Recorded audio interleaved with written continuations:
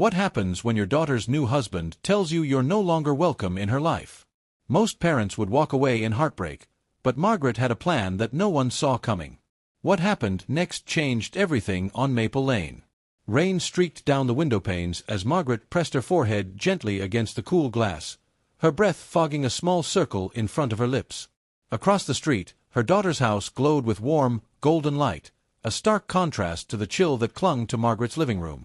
The world outside was soaked in gray, but inside Margaret's heart, a different kind of storm raged. It had only been 6 weeks since Laura, her only daughter, had married Ethan Turner, a man Margaret had always regarded with cautious politeness and silent skepticism. She remembered the first dinner Ethan attended, the way he surveyed the modest living room, his smile thin, his compliments mechanical. Laura, radiant and naive, had barely noticed her new fiancé's reserve. Margaret had watched, feeling the first hints of a barrier being raised, brick by brick, between mother and daughter. The wedding had been beautiful, Margaret had to admit. Laura was stunning in lace, her laughter bright as she floated down the aisle. But as the reception wound down and guests began to leave, Ethan had pulled Margaret aside. His voice was low and tight, his gaze unwavering as he spoke words she never thought she would hear. "I think it's best if you give us some space for a while. Laura needs time to settle into her new life, without any interference. Please respect that." Margaret had stood frozen, clutching her purse, the sound of distant music and clinking glasses dissolving into a hollow, ringing silence. She searched Ethan's face for a trace of kindness, a hint of misunderstanding, but found only cool determination. When she tried to protest, he raised a hand and repeated, softer but firmer, "It's what Laura wants." That night, Margaret went home alone. She laid awake, replaying the conversation, searching for clues in Laura's behavior. Was there really a distance, or was Ethan planting seeds? Days turned to weeks. Texts from Laura grew sporadic, always polite but clipped, filled with excuses. When Margaret tried to visit, the door remained closed.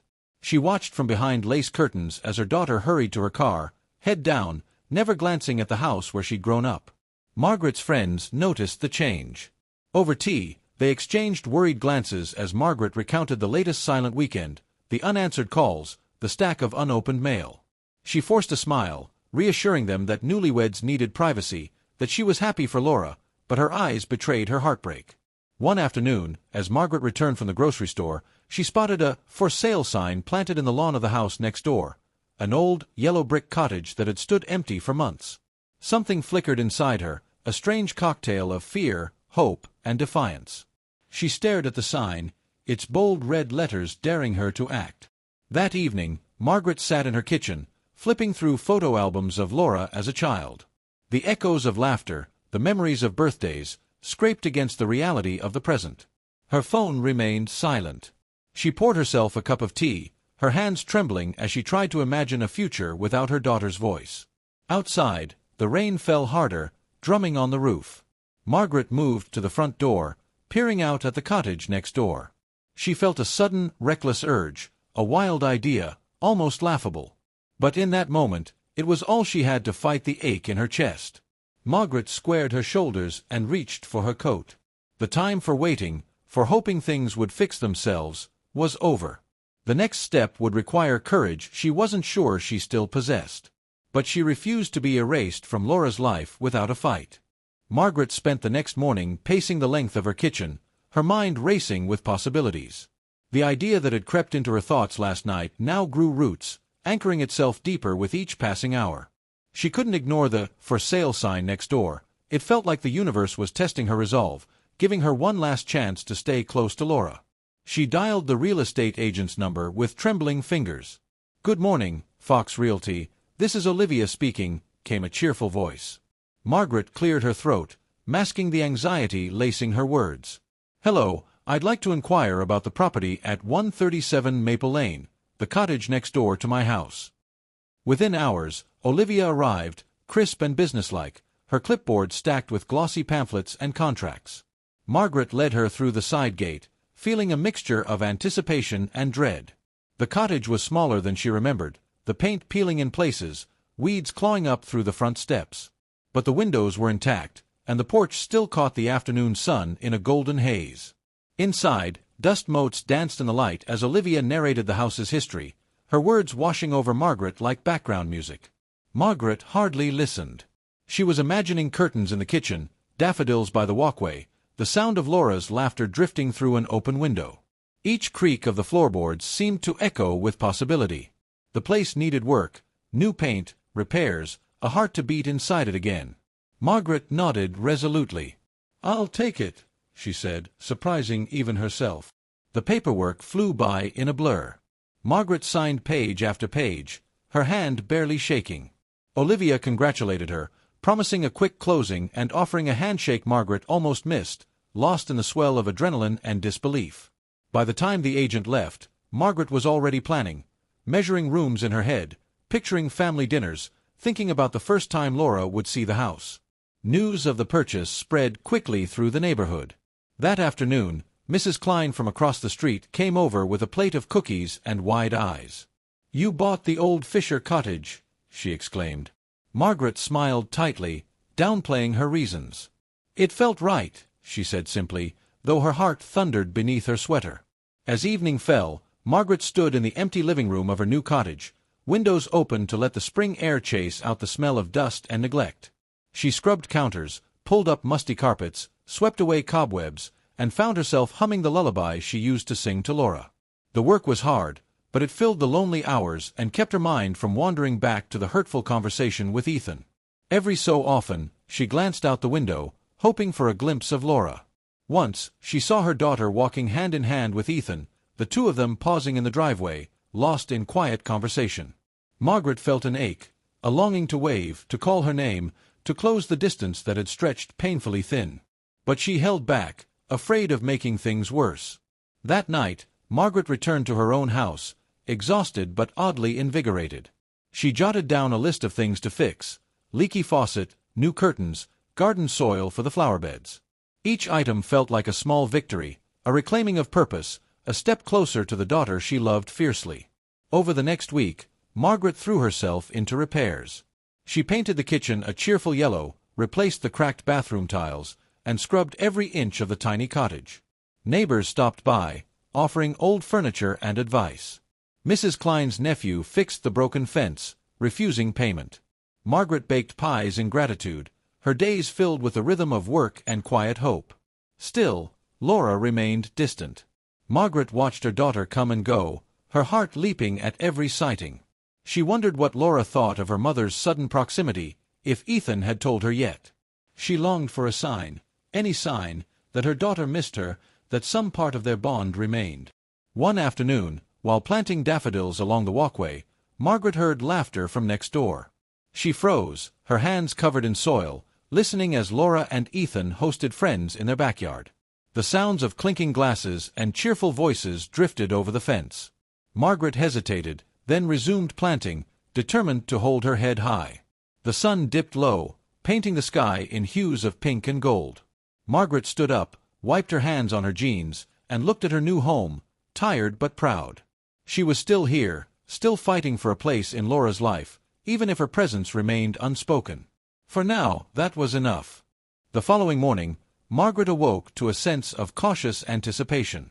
The cottage was now hers, but the true challenge was just beginning, making it a real home.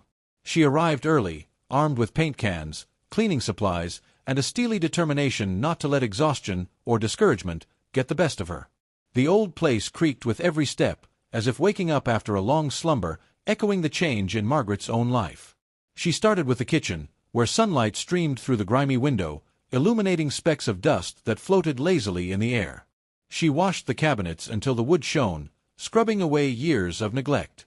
The simple act of restoring order felt like reclaiming a piece of herself that had been lost in the turbulence of the past months.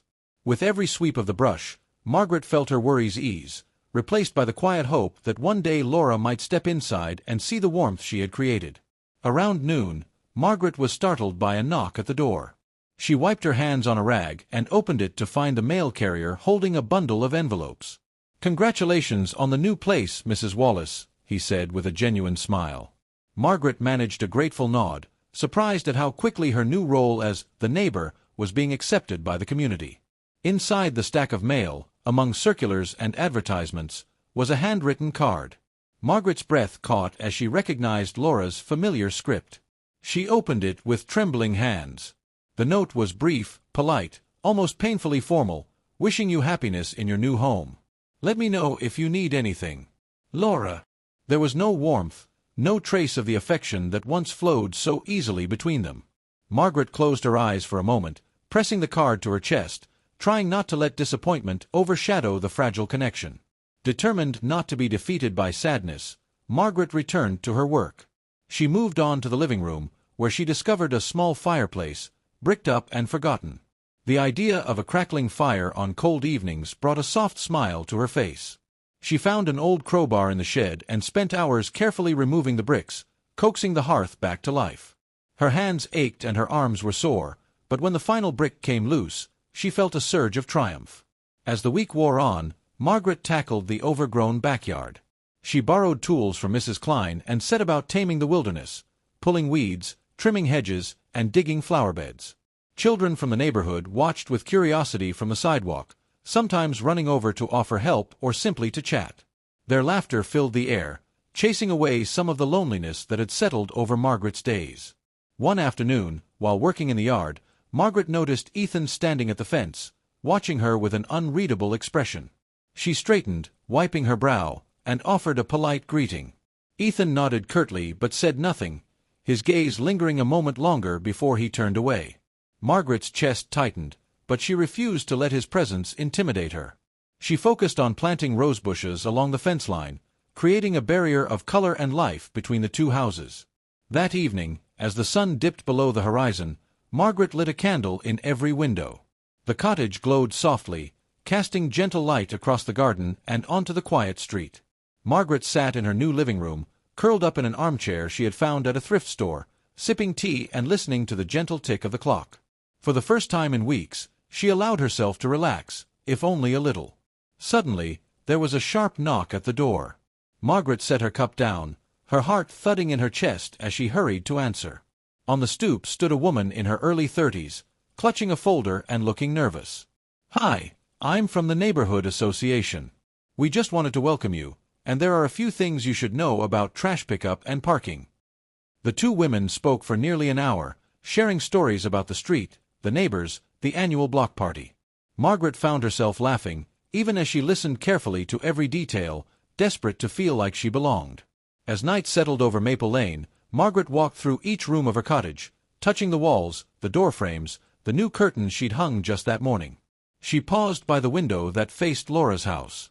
For a long moment, she stood in silence, watching the lights flicker across the yard. Somewhere inside, hope fluttered, fragile, persistent, undefeated. The days blended into a rhythm of renovation and cautious optimism. Margaret filled her mornings with trips to the hardware store, her afternoons with sanding, painting, and hammering, and her evenings with brief, hopeful glances toward Laura's window. Each task brought her cottage closer to feeling like home, but a persistent ache remained, an emptiness only her daughter's presence could fill. One Saturday, the neighborhood buzzed with activity. The annual spring market unfolded on Maple Lane, with tents lining the street, tables bursting with homemade jams, crafts, and baked goods. Margaret hesitated at her doorway, uncertain if she would be welcome among the neighbors who had long known her only as Laura's mother, but not as a homeowner herself. She took a steadying breath and stepped outside, locking the door to her cottage with newfound resolve. As she walked through the market, faces lit with surprise and curiosity.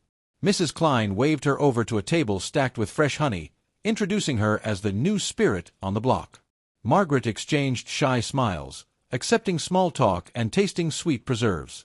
For the first time in months, she felt a part of something, her isolation thinning with each friendly greeting.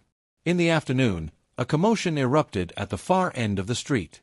Margaret craned her neck and saw a cluster of people gathered around a toppled tent. Wind had knocked over a stand selling handmade ceramics, scattering delicate bowls and cups across the pavement. Instinct propelled Margaret forward. She hurried to help, kneeling beside the frazzled vendor, an elderly woman Margaret had never met. Together, they gathered the unbroken pieces, cradling each item with care.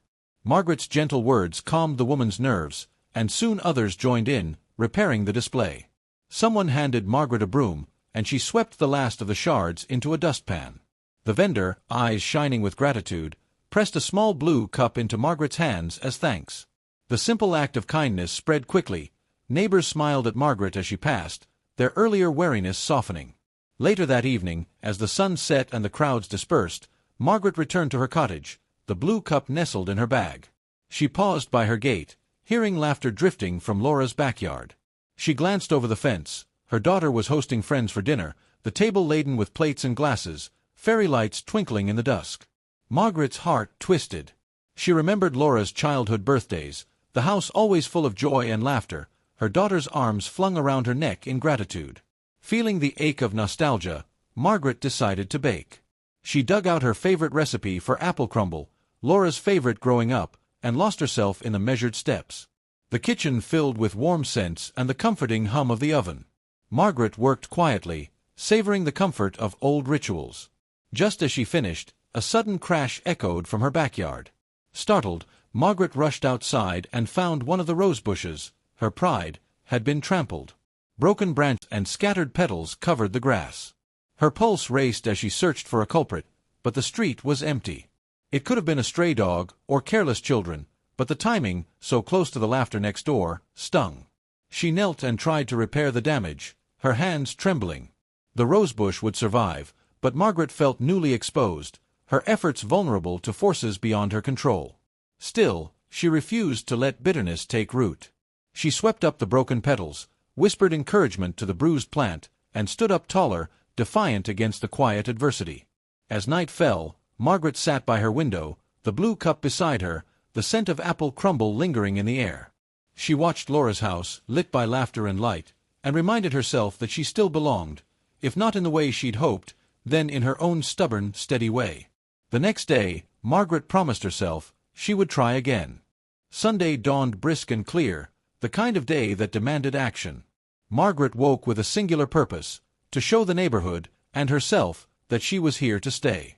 She rose early, brewed coffee, and stepped into the crisp morning, armed with gardening gloves and a determination that would not be shaken by broken rosebushes or distant laughter. She began in the front yard, digging, planting, and pruning with the energy of someone half her age. As she worked, passers-by offered waves and snippets of conversation. A young couple jogging by paused to compliment her choice of tulips. The postman lingered, chatting about the best shade-loving flowers. Every interaction chipped away at Margaret's self-doubt, confirming that she was no longer just Laura's mother. She was Margaret Wallace, the new neighbor on Maple Lane. By noon, her garden gleamed with color. Margaret surveyed her handiwork with pride, sweat prickling her brow. She heard the sound of footsteps and looked up to see Mrs. Klein approaching, basket in hand. "A little something for your efforts," Mrs. Klein said, offering freshly baked bread. They chatted on the porch, trading stories about neighborhood quirks and past spring markets. Their conversation was interrupted by the clatter of a car door. Margaret's heart skipped. Laura was standing in her own driveway, arms folded, expression guarded. For a fleeting moment, Margaret wondered if her daughter might come over, say hello, bridge the impossible gap. Instead, Laura glanced her way, hesitated, and hurried inside. Margaret's chest ached, but she forced a smile, not wanting Mrs. Klein to see her pain. After lunch, Margaret decided to introduce herself to other neighbors, going door to door with a basket of apple crumble slices. Some doors remained closed, but others opened with genuine warmth. She shared laughter, exchanged phone numbers, and received invitations to join walking groups and afternoon teas. Children played hopscotch on the sidewalk, their parents watching from porches, and for a few sweet hours, Margaret felt woven into the fabric of Maple Lane. Late in the afternoon, as she returned home, Margaret noticed a small package on her front step. It was wrapped simply in brown paper with her name scrawled across it. She carried it inside and unwrapped it to find a delicate ceramic figurine, a tiny bluebird, wings outstretched. No note, just the bird. Margaret turned it over in her hands, her mind racing with questions. Was it a gesture of welcome? A peace offering from a neighbor? Or, perhaps, something from Laura herself? The evening brought another surprise, a knock at the door. Margaret opened it to find Ethan standing awkwardly on her porch, hands shoved deep into his pockets. His jaw was set, eyes wary. "We need to talk," he said. The tension between them was immediate, but Margaret stepped aside and gestured for him to come in. Ethan didn't sit. He surveyed the cottage, the newly painted walls, the flowers on the table, and let out a sigh. "I want to be clear," he began, voice measured. "I know why you bought this house. I know you want to be close to Laura. But this," he motioned around him, "it's making things difficult for her. She needs space. You showing up everywhere, moving in next door. It's too much." Margaret met his gaze, the weight of months of longing and frustration pressing down on her. "Laura is my daughter," she replied quietly. "I'm not here to interfere. I'm here because I can't just disappear from her life. This is my home now, too." Ethan's expression softened, just barely. For a moment, he looked like he might say more, but then he shook his head and headed for the door. "Just think about what's best for her," he muttered before leaving. Margaret stood in her hallway long after the door had closed, the silence heavy. She glanced at the bluebird, at the rosebush outside recovering from its ordeal, and at the kitchen window where the last rays of sunlight spilled across the floor. She was determined to hold her ground, to prove that she belonged here, no matter how difficult it became. That night, as Margaret lay in bed, she replayed every conversation, every hesitant glance from Laura, every word from Ethan. The ache was still there, but so was something stronger, an unyielding hope, a quiet promise to herself that tomorrow she would keep trying. Margaret's resolve only deepened in the days that followed. She clung to her routines, making the cottage ever more welcoming, her hands rarely idle. Word of her apple crumble spread quickly, and soon neighbors were stopping by in pairs or small groups, bringing homemade jams or just stopping for a chat. Margaret found herself at the heart of little gatherings on her porch, laughter rising into the evenings, her loneliness momentarily forgotten. Yet Laura's absence was impossible to ignore. Margaret's eyes were drawn each morning to the driveway next door, her ears tuned to every sound from across the fence. She tried, more than once, to text her daughter simple updates or cheerful photos of the garden, but received only brief, polite replies. Each message was a puzzle. Was Laura grateful, annoyed, afraid to respond openly? Margaret poured her longing into new projects. She set up a bookshelf by the window and filled it with novels she and Laura had read together years ago. She framed old photos, Laura's childhood smile beaming from every wall, and arranged fresh flowers in every room. The little bluebird figurine now perched on the mantel, a silent reminder of mysterious gestures and unanswered questions. One afternoon, as Margaret raked leaves in the backyard, she noticed a commotion at the curb. A moving truck had pulled up outside the next street over, and soon, a young woman with 2 small children was struggling to unload boxes. Margaret didn't hesitate. She fetched her cart and hurried over, offering a helping hand. The woman, grateful and overwhelmed, introduced herself as Denise. Together, they hauled boxes, wrangled the children, and assembled a kitchen table before sunset. Denise hugged Margaret before the night was through, promising to return the favor. The new friendship blossomed quickly. Denise and her children visited often, bringing noise and chaos into the quiet cottage. Margaret baked cookies with the children, taught them how to plant seeds, and let them run wild in her freshly trimmed garden. For the first time in months, the cottage rang with laughter, high, innocent, and healing. But not all the neighbors were as welcoming. One morning, Margaret discovered a note pinned to her mailbox. Some people should learn to mind their own business. The words were hastily scrawled and unsigned. A chill crept over her, but Margaret refused to let fear undo her progress. She took the note inside, read it twice, and then burned it in her newly restored fireplace, watching the flames consume the threat. Later that week, Margaret hosted her first tea party in the cottage. Denise brought cookies, Mrs. Klein arrived with her famous lemon bars, and even the stern-faced Mr. Hubbard from 3 doors down accepted an invitation. They filled the little living room, sharing stories and memories until dusk. Margaret felt a quiet pride at having built something new, if not with Laura, then with the community she was now truly part of. Just as the last guests departed, a familiar car pulled into the driveway next door. Margaret's heart leaped. Laura stepped out, alone, pausing to glance at the warmly lit cottage. For a moment, mother and daughter locked eyes across the yard, neither moving nor waving, but the connection, frail as it was, remained unbroken. Margaret lingered at the window long after Laura disappeared inside. She didn't know what tomorrow would bring, but tonight, for the first time, she felt she truly belonged, not just on Maple Lane, but in her own story. Margaret awoke to the sound of rain drumming against the roof. The world outside was washed clean, streets glistening, the garden shimmering with droplets. She brewed herself a strong cup of coffee and settled by the window, watching the day begin.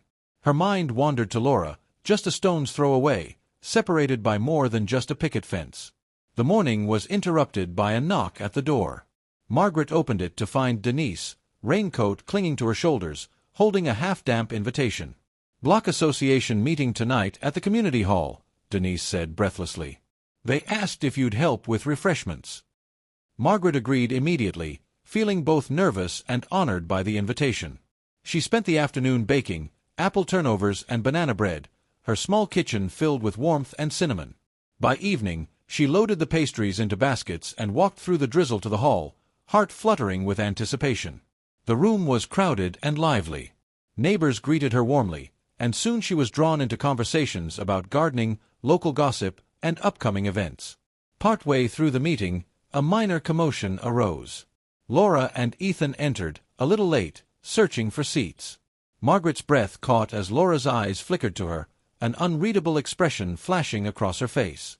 The crowd made space, and the couple settled on the opposite side of the room. The meeting was mostly routine, but an agenda item changed the mood. Discussion of a new zoning proposal that would affect several houses on Maple Lane, including both Margaret's and Laura's. Tension simmered as neighbors debated property rights, increased traffic, and the future of their street. Ethan spoke forcefully, defending his position, while Margaret listened, quietly taking notes. During a break, Laura slipped away from Ethan's side and approached the refreshment table where Margaret was arranging pastries. They stood awkwardly for a moment, the hum of conversation swirling around them. "Hi, Mom," Laura said quietly, her eyes flickering to the food. "These look amazing. Everyone's talking about your baking." Margaret's heart pounded. "Thank you, sweetheart." She hesitated, searching for the right words. "I hope you're well." Laura glanced over her shoulder, voice dropping to a whisper. "It's been hard. Adjusting." There was a heaviness in her eyes, an exhaustion Margaret hadn't seen before. He's trying. But things are different now." Margaret wanted to reach out, to comfort her daughter, but the distance between them was as real as ever. Instead, she offered a gentle smile. "I'm always here if you need anything. My door is open. Always."